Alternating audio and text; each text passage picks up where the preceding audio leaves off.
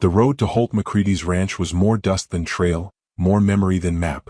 By late afternoon, the heat had baked the soil into cracks deep enough to catch a wagon wheel, though no wagon had passed here in months. Only the wind stirred a dry hush, the sound of a breath held too long. Delia Vaughn stumbled along that trail barefoot, her hem torn, her knees dirt-streaked, and her arms shaking under the weight of the boy pressed against her chest. Jonah's skin burned against hers, his small body limp but twitching now and then with fever dreams. His lips moved without sound and Delia whispered, "Not yet, baby. You hold on. We're almost there." She could no longer cry. The tears had dried up somewhere between the third door slammed in her face and the old church she wasn't welcome in. They'd told her he was sick because of sin, because she'd begged for help without a husband, because she'd dared speak against the men who gambled her husband into debt and ran him out. Her son was dying and the town said it was God's will. Ahead, a weathered fence cut across the land like a scar. Barbed wire, unpainted posts, and just beyond a cabin, squat and still, half swallowed by cottonwoods. The ranch looked asleep, like a man who didn't expect company and wouldn't like it when it came. But there was a curl of smoke from the chimney. That meant fire. That meant water. That meant maybe, just maybe, life. Delia's breath hitched as she reached the fence. Her boots had been sold for medicine 2 days back, and now her feet bled through the dust. She didn't care. She used the last of her strength to lift Jonah higher, his cheek resting on her collarbone, his breath a whisper. She looked toward the cabin and shouted, "Please, Simeon, help us." For a moment nothing moved. Then a figure stepped into view. He was tall, broad-shouldered, his shirt rolled to the elbows, hands thick with calluses. Holt McCready walked like a man who'd been walking alone too long, deliberate, slow, never rushed by the world's needs. His face was hard to read, shadowed beneath the brim of a felt hat, but his eyes pale gray, almost colorless, fixed on her with the quiet certainty of a man taking stock of a problem.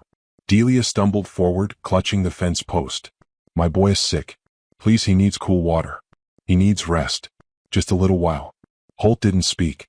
He stood a moment longer, then turned without a word and walked back into the cabin. Delia blinked. Her mouth went dry. "No, no, please," she called after him, tears rising now despite everything. "Don't leave us. I'll go if you want, I will. But let him rest inside." There was no answer. Just the wind, hot and mean. Her knees gave. She slid to the ground, holding Jonah so his body wouldn't touch the dust. "It's okay, baby. It's okay," she lied into his hair. "We'll rest here. Mom'll think of something. Just a little while." The boy's hand moved just barely. A curl of fingers in the fabric of her blouse.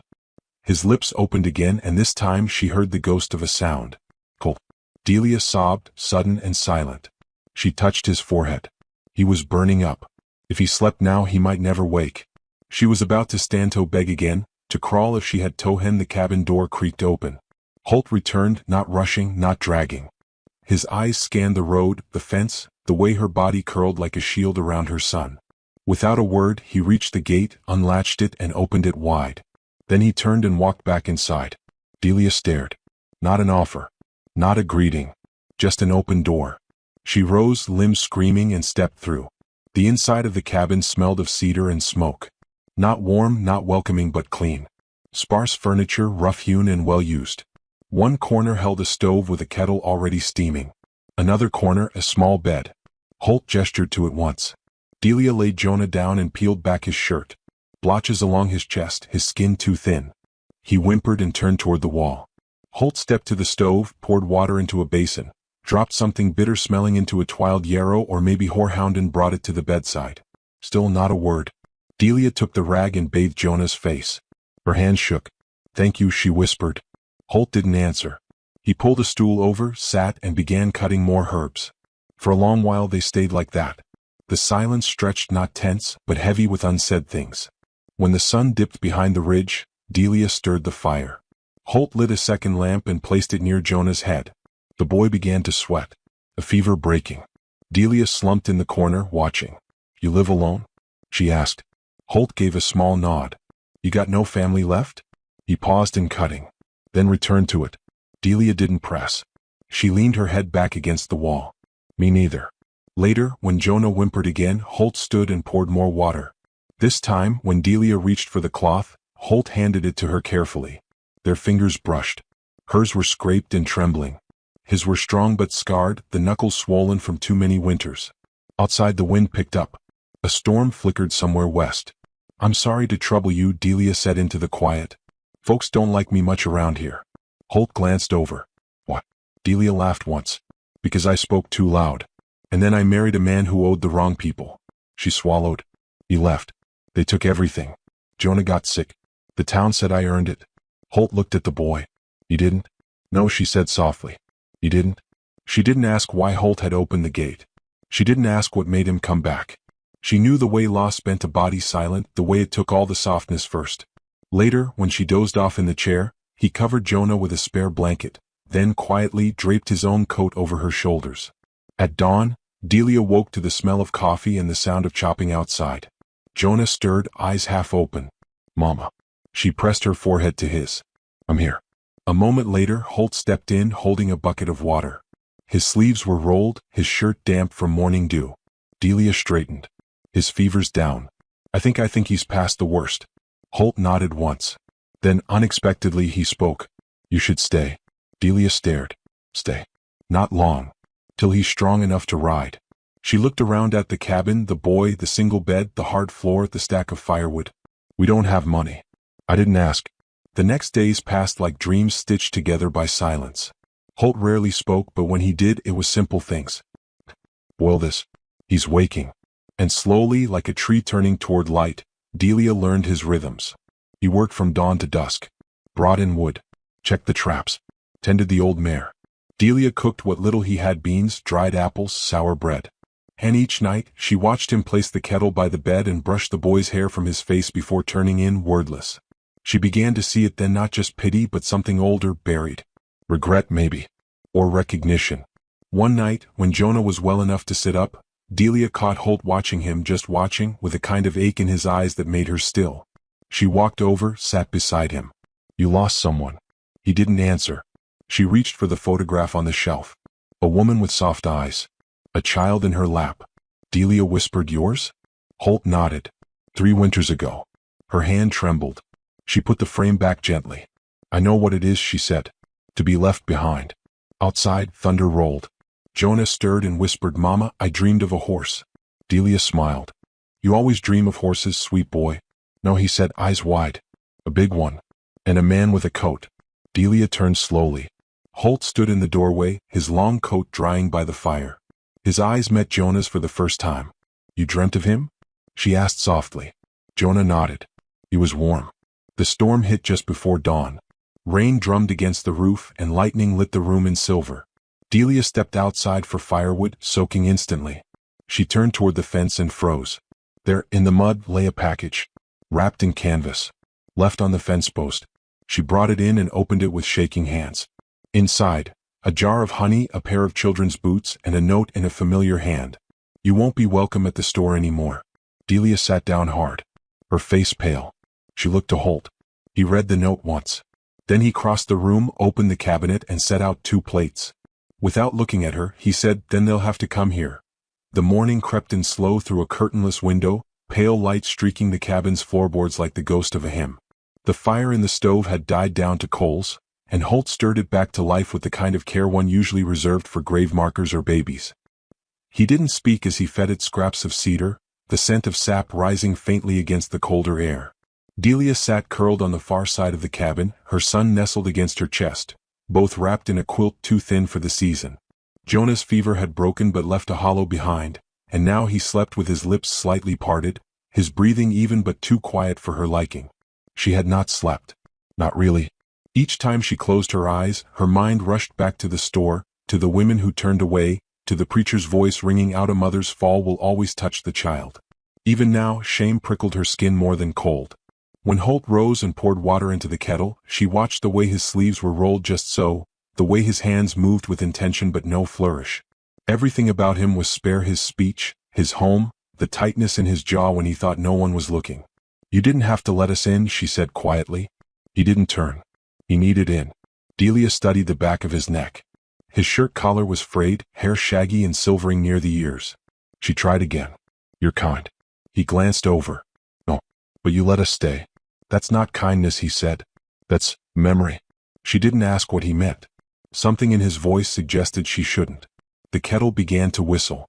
Holt lifted it, poured it over dried mint leaves in a chipped tin mug, and carried it to her without a word.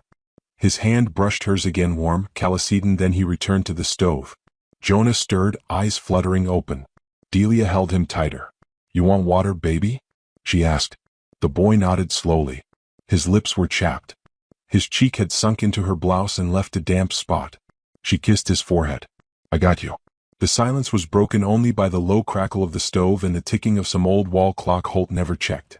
Outside, the storm had passed, leaving the ground wet and the air thick with the scent of earth and pine. Delia shifted her weight. "What happened to them?" Holt didn't answer right away.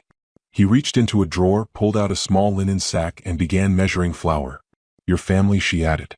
He stilled for a breath, then resumed scooping. "My wife died. Baby with her." Her chest tightened. "I'm sorry." "No need. You loved her." He paused again, only this time it was longer.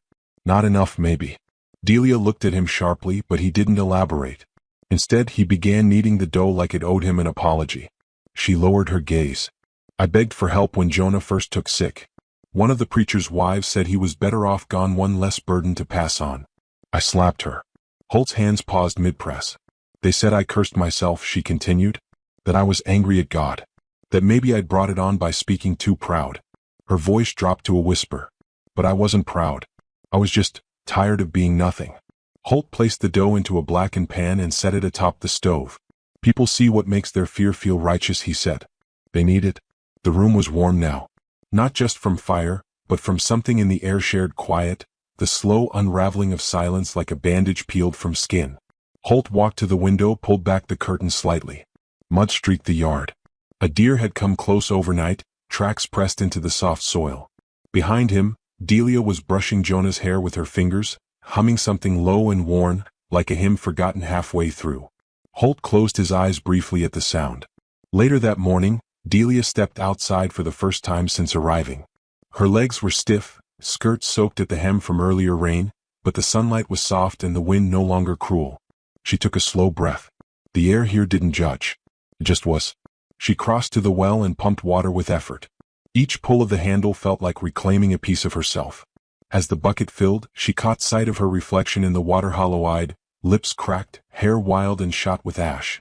But her gaze was steady, and Jonah was breathing. That was enough. When she returned, Holt had begun sweeping the cabin. The image startled her, this hard, silent man moving with care around her child. Not because it was expected. Because it was needed. "Do you do everything quiet?" she asked. He looked at her once. "Used to fill up rooms. Laughter. Music. Didn't do much good." Delia's lips parted, but she didn't press. Some wounds weren't meant for fingers. That afternoon, Jonah ate his first spoonful of broth without protest. Delia fed him slow, and Holt, without being asked, offered a strip of fabric to dab the dribble from his chin. A strange kind of grace passed between them in that moment. The kind that says, "I see your sorrow.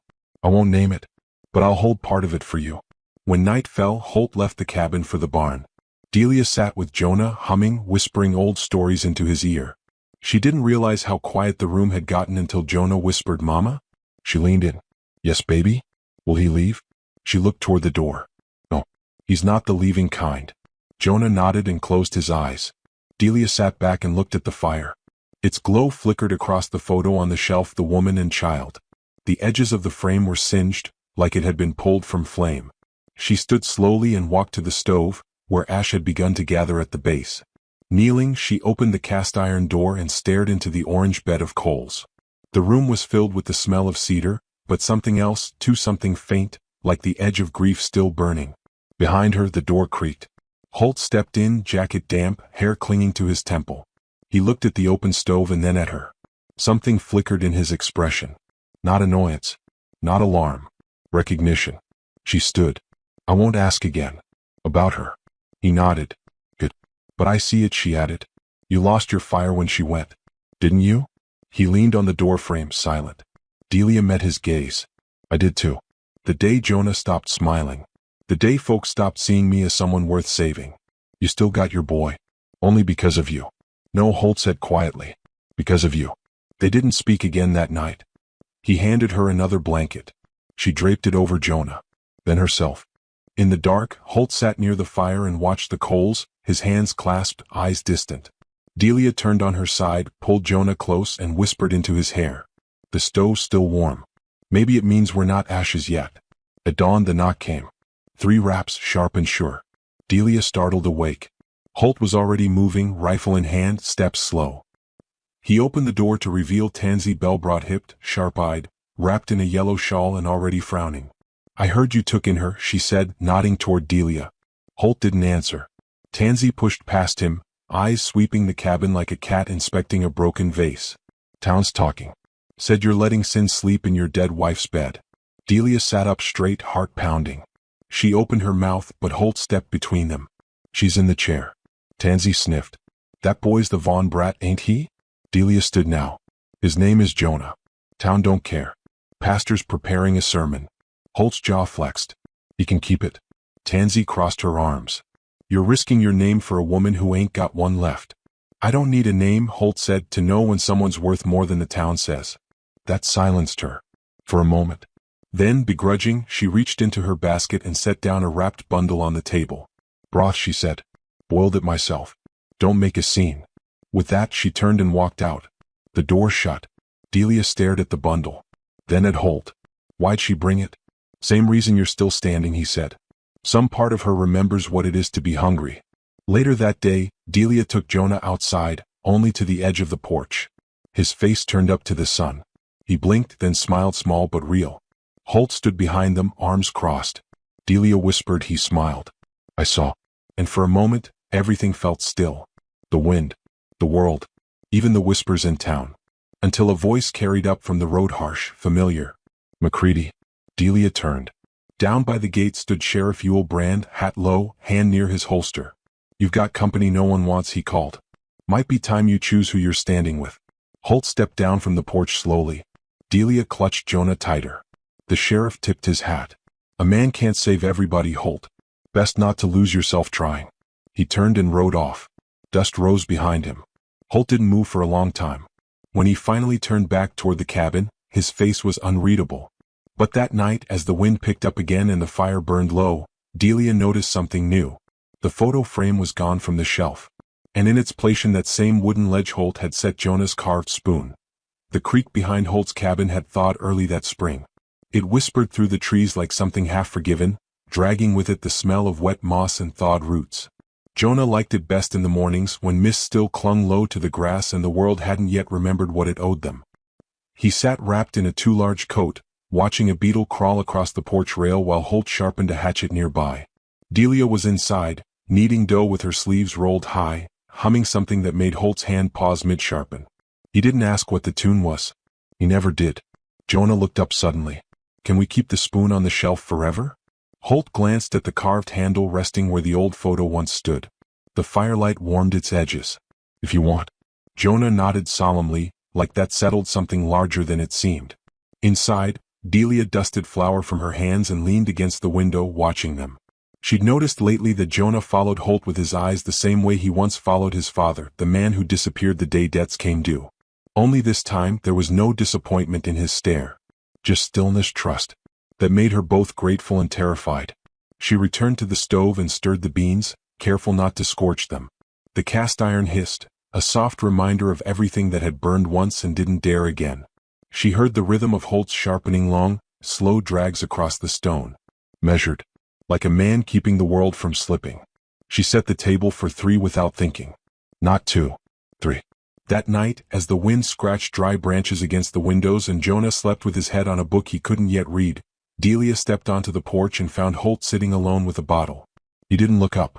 Just uncorked it, poured a finger's worth into the tin cup beside him, and stared into the dark.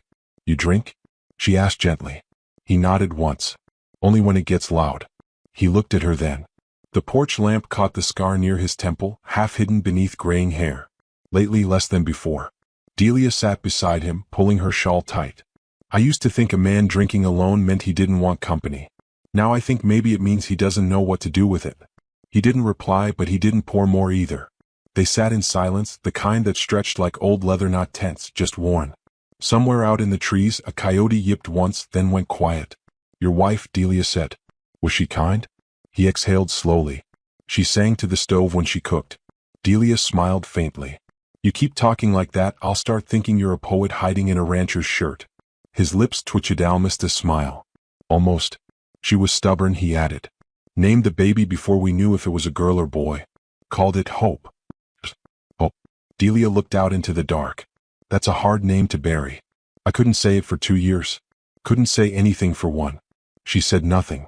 Just placed her hand gently on the table between them. Not reaching. Just offering. He didn't take it, but he didn't move away either. When she stood, he said, I tried to follow them once. She paused. Loaded my rifle. Walked to the ridge where the canyon drops. Thought if I aimed it just right, I wouldn't feel the fall. She turned. Her face didn't change, but something in her eyes softened, like fabric left in sun. What stopped you? A fox came by, he said simply. Watched me. Just sat there. I lowered the gun and it walked away. Never looked back.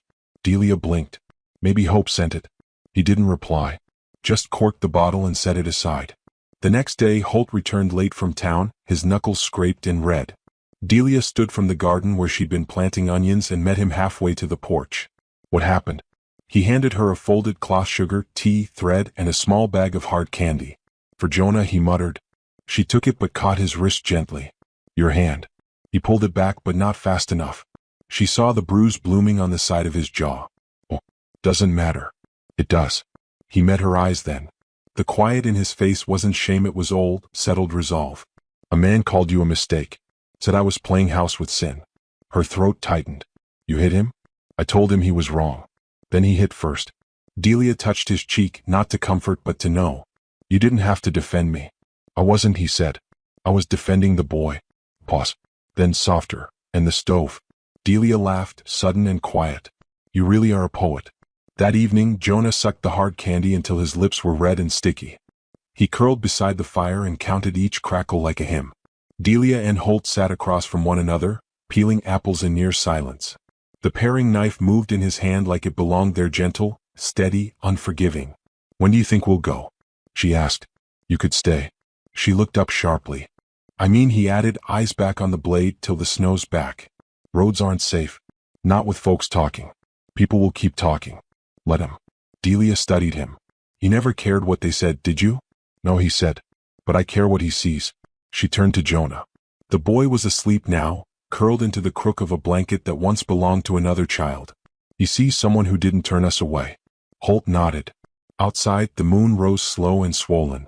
Tansy Bell knocked around midday the next week, claiming she came for eggs. But when Delia offered her tea, she sat on the edge of the porch like she belonged.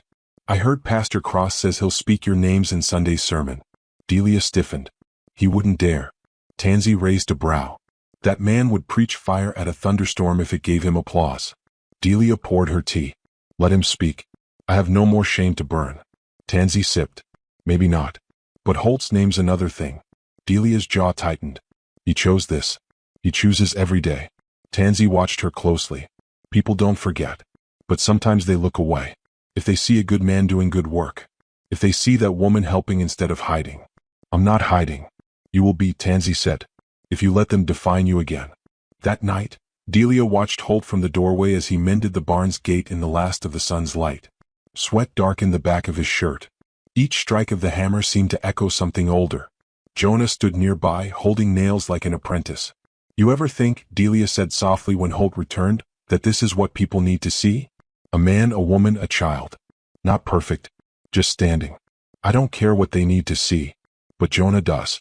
Holt paused, wiping his hands on a cloth. He's watching? Always. That night, the bottle stayed untouched. Holt sat beside her as Jonah slept on a pile of quilts. Delia leaned her head against the window pane and whispered, I used to dream of a porch like this. A quiet man. A boy who didn't cough through the night. Holt looked at her. And now? She turned toward him. Now I dream of not waking up afraid. He nodded slow. That's a good dream. Silence again, deep and wide. Then Jonah stirred. Mama, he murmured. I want to stay here. She kissed his temple. Me too. Holt didn't move. But he didn't get up and walk away either. The next morning, a rock shattered the kitchen window. Jonah screamed. Delia dropped the pan she was washing, water sloshing over her boots. She ran to the boy and pulled him back from the glass. Holt came in from the barn, mud on his boots and fury in his eyes. On the porch, a smear of blood and a note pinned to the wood. If he's not gone by Sunday, neither are you. Holt read it once. then picked it up, folded it, and tucked it into the stove without a word. He lit a match and dropped it in. Ash curled upward, soft and silent. Delia's hands shook. Jonah clutched her waist and whispered, "He'll protect us, right?" Delia looked at Holt, his face unreadable, his eyes locked on the flame. "Yes," she said. "He will." But she didn't miss how his hand trembled as he shut the stove door. The town of Elkhorn didn't throw stones the way cities did. It had no riots, no mobs. Its stones came slower whispers in pews, bread left unsold, eyes that looked past you as if you were already gone. Its brand of cruelty came with handshakes and sermons, and it hit deepest when you were trying hardest to hope. Delia noticed it the first time she went to the post for thread. The woman behind the counter, Martha Green, who used to sell her calico at discount, turned her back without a word. Another customer picked up her bundle, looked at Delia, and said, "Shame's heavy, ain't it?" She didn't answer. Just took Jonah's hand and left. Holt hadn't wanted her to go. "I'll ride in next week," he'd offered. "But then they win," she replied. He hadn't argued. But when she came home empty-handed, he handed her a folded handkerchief and said nothing. Inside was a spool of thread. He'd already been. That night the fire burned slower. Jonah drew in the ashpan with a stick, sketching what might have been a house or a fence or both. "Mama," he asked, "why don't people like us?" She leaned over him. "Sometimes people don't like what reminds them they could be kinder." Jonah looked up. "But he likes us." He nodded toward Holt, who was repairing a hinge with his usual quiet focus. Delia followed his gaze. "Yes, he does." But she couldn't unsee the bruise on Holt's forearm from the last trip to town, or the scratches on his wagon that hadn't been there before, or the look in Sheriff Brand's eyes when he rode past without tipping his hat. She was learning that sometimes a man's silence wasn't peace. It was armor. On Sunday the bells rang twice as loud. Pastor Cross stood tall in the pulpit, voice thick with certainty. The home is the pillar of God's order. But some homes are built on the shifting sand of shame. And the Lord, He does not bless disorder. Delia sat in the back pew, Jonah between her and the aisle. Holt stood outside with the horses. He hadn't set foot in the chapel in over a year. Not since the funeral. Tansy leaned over and whispered, "He's aiming this at you, girl. You know that." Delia smiled faintly. Then let him miss. After the sermon, eyes turned as she passed. Some avoided hers entirely. Some didn't bother. But Jonah held his head high, even when a boy near the water barrel sneered, "That your new pa? The one who hides?" Delia stopped walking. Jonah turned. "He doesn't hide." The boy snorted. "You don't talk either." Delia crouched beside her son, kissed his temple. "It's not about what they say. It's about what you know. What if they never stop? Then we don't stop either." Holt didn't ask what happened. He just helped Jonah up into the wagon, his hand firm and sure. On the ride back, Delia watched him, how he scanned the hills, the trail, the sky. As if expecting something to break. As if it already had. By midweek, the sheriff came. Dust rose behind his horse like a warning shot. Delia opened the door before he knocked. Holt stood behind her, arms crossed. Yul Brand removed his hat and glanced toward the boy playing near the trough. "It's about time we had a talk." "Then talk," Holt said. Brand stepped closer. "This isn't about law, Holt. It's about order. Folks are uneasy. They see a woman like her living with a man like you and they start whispering. Whispers become worry. And worry makes trouble." Delia folded her arms. "And what am I, Sheriff? A sickness? A fire hazard?" Brand didn't look at her. "You're someone who's walking too close to someone who used to matter." Holt's eyes narrowed. "Used to?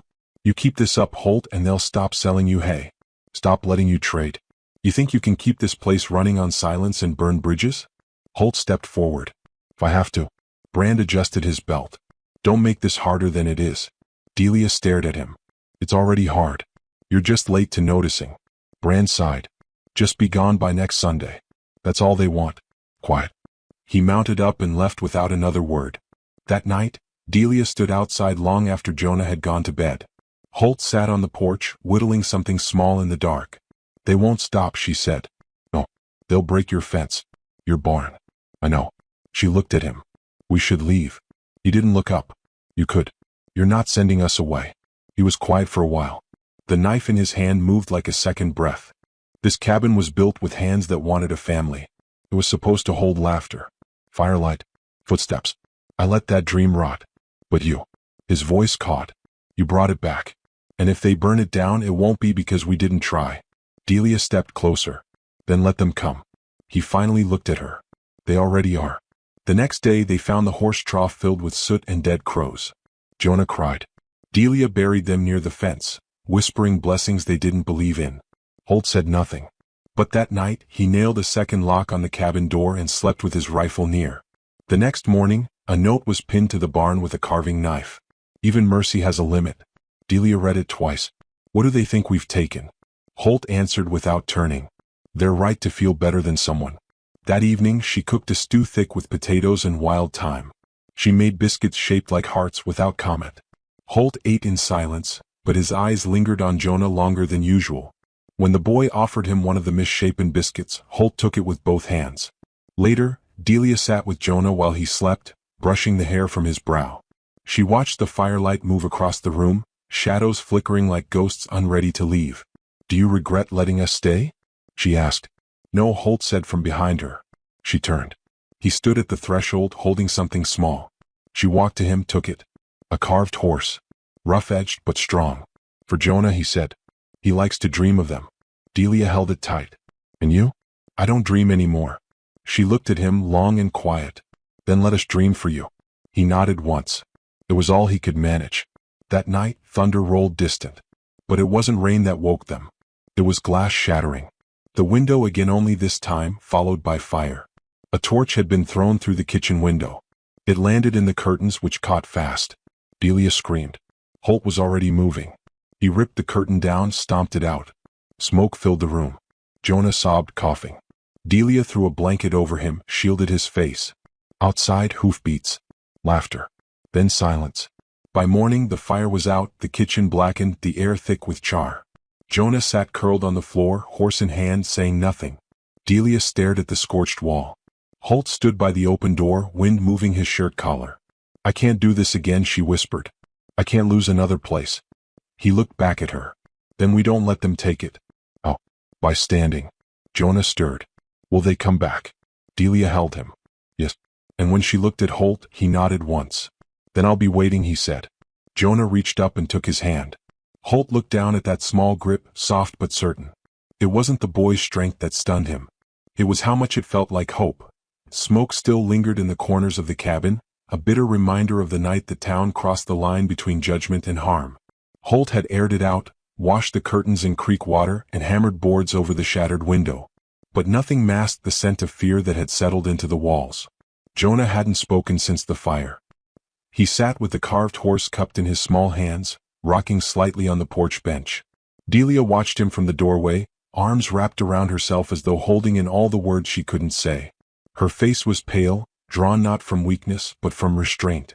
She had walked too far, lost too much, and now stood in a place where even hope felt fragile. That morning Holt rode to town without telling her. He returned late, covered in dust and silence, and set a bundle on the table: flour, salt, new shoes for Jonah. They talked, he said. Delia didn't look up. I'm sure they did. They said Sunday's their deadline. She met his eyes. I told them we'd be at church. She stood, her voice rising. You told them what? Holt didn't flinch. We show up or we let them own the silence. Delia shook her head. They could take Jonah. No, he said. Not while I'm breathing. She moved to the window, her breath catching. They want to show Holt. Something to make their shame look holy. Then let's give them something else. Sunday came like judgment. The sun hung too bright over Elkhorn, casting sharp shadows that felt like knives. The church filled early, every seat taken. Tansy saved one in the back but nodded when Delia walked past it, hand tight around Jonah's. Holt walked beside them, not leading, not following, just present. Silent as ever, but the kind of silence that made space instead of shrinking from it. Pastor Cross raised his arms from the pulpit, voice already winding into a righteous storm. There is order in this world, and God has placed his hand on what is clean, what is proper, what is made within the light. Delia felt Jonah flinch. And when we make homes in the shadows. Jonah stood. No one noticed at first. But he moved out of the pew and down the aisle, small boots tapping steady against the wood. The congregation hushed, confused. Delia's heart slammed in her chest. Holt stepped forward, but she caught his hand. Let him. Jonah stopped halfway down, turned to face the room. His voice was small but clear. I was sick. A rustle. A cough. I was sick and no one helped my mama. You all looked away. But he didn't. Jonah pointed back at Holt. He gave me a blanket. And my mama's soup. And he never asked why we were alone. Pastor Cross stepped forward. Son, this isn't your place. Yes, it is, Jonah said louder now. You told everyone she was a curse. That we didn't belong. But I do. She does. Pause. Not a breath moved. He let us stay. And he smiled when I got better. Pastor Cross shifted, but Jonah pressed on. He doesn't need to talk to prove he's good. From the back, someone stood Tansy. Then Martha Green. Then another. The preacher's mouth opened, but no words came. Holt stepped forward at last, lifting Jonah gently off the floor and settling him on the pulpit's edge. He didn't speak. Just let the boy sit there in the sunlight spilling through the window, strong and still. The silence broke like morning frost. Delia crossed the aisle, knelt before her son, and took his hands. You did it, she whispered. I'm not afraid, Jonah said. I know, she replied. You reminded them. And they stayed. Every Sunday after. Holt sat in the back. Delia joined the choir. Jonah played in the yard with the other boys slowly, cautiously, then with laughter. The town never said sorry. But they quieted. And sometimes quiet is enough. Later that summer, when the stove finally rusted beyond saving, Holt built a new one. Hand-forged. Solid. He carved a single word into the side. Hope.